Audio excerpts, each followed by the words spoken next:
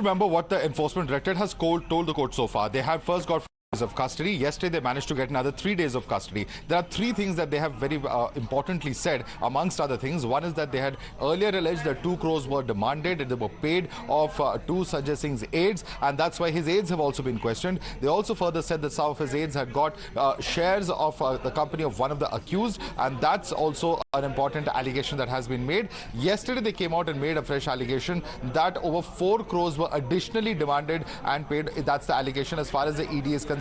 Remember that these are charges that are being made that are part of the investigation that the Enforcement Directorate is investigating at this point of time, soon after the arrest of Sanjay Singh. It's about 6 days since his arrest, and at this stage, it's the stage of investigation. While Arvind Kejriwal is perhaps correct to the extent of saying that there is no proof to back it up, the question is, at this stage of the remand application of the investigating agency, is it mandatory for them to furnish proof before a court of law to actually gain the custody of a person whom they are investigating? Becomes very complicated area, because this is not the final charge sheet in this case, which the investigating agency, through the course of its findings of the investigation, may either find or not find, and perhaps we'll know the answer to that only when the charge sheet is eventually filed in this particular case. But yes, as you have rightly mentioned, Arvind Kejriwal repeating the charge that just as in the case of Manish Sisodia and the case of Satyendra Jain, there is some amount of political vendetta at play over here, and that his ministers, his leaders have deliberately been targeted by the central government agencies, is a stand that has been taken by Aam Aadmi Party consistently,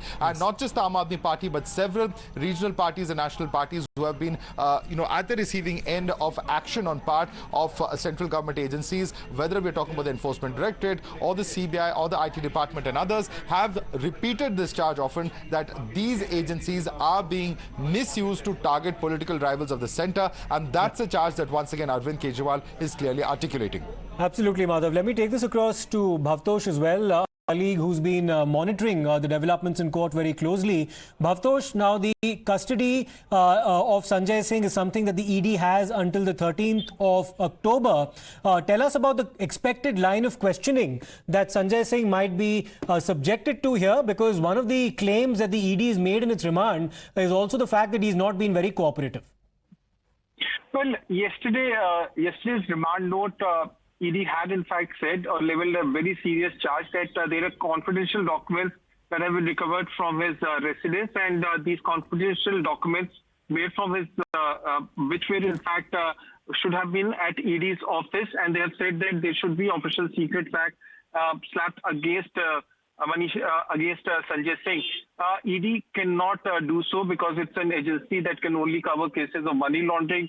Will ED in fact write a letter to Central Bureau of Investigation and ask them to add sections of OSA? Will only tell. But in the ED's remand note, it has also been mentioned that CBI has started probing the excise policy 2020-2021, which is presently applicable in Delhi. Now that in fact spreads the scope of investigation in the capital. Remember, CBI as of now is probing the excise policy 2021-2022, in which both Manish Sisodia as well as Sanjay Singh have been arrested. But in the remand note that Times now has accessed, it has been specifically mentioned that CBI is also probing the excise policy 2020-2021. Right, that is right, Bhavtosh, because that after all is the predicate offence in this particular matter.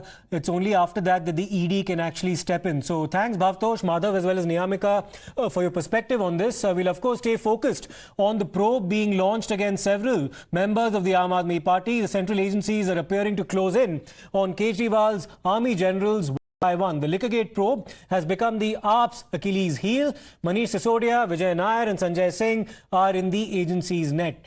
Even its MLA, Amanatullah Khan, has been raided in a different case, but still the heat is not off his back. Sanjay Singh, one of Kejriwal's trusted party parliamentarians, is currently in the custody of the Enforcement Directorate, and the agency claims to have a fairly solid case against him. Now, we're saying this because of the agency's remand note, which contains a sensational revelation. The Enforcement Directorate claims that Sanjay Singh was in possession of files that he should not have had in the first place. The allegation is that Sanjay Sanjay Singh had images of confidential ED documents which were taken from the ED office and were then subsequently found during the raid at his residential premises. When asked about the source of these documents, the Aam Aadmi Party MP refused to reveal it.